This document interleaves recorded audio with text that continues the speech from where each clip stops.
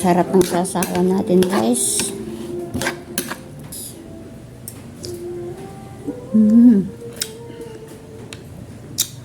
Ayan guys, gagawa tayo ng sasawa ng ating prinitong isda. Meron ako ditong hiniwang kamatis.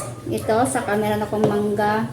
Tapos may sili. Tapos hiwa-hiwain natin ng maliliitong mangga.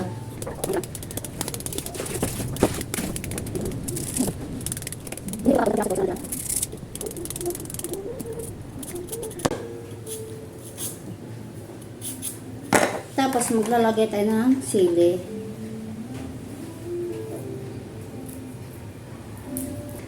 Kaunting suka kasi maasim na yung mangga. Lagay tayo ng toyo. Yan, sarap na. Tapos halo-haloin natin. Ang sarap ng sasawa natin, guys. Tikman na natin.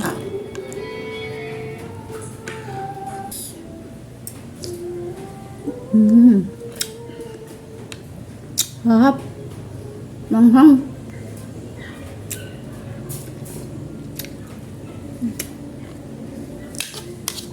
Sarap niya papakin.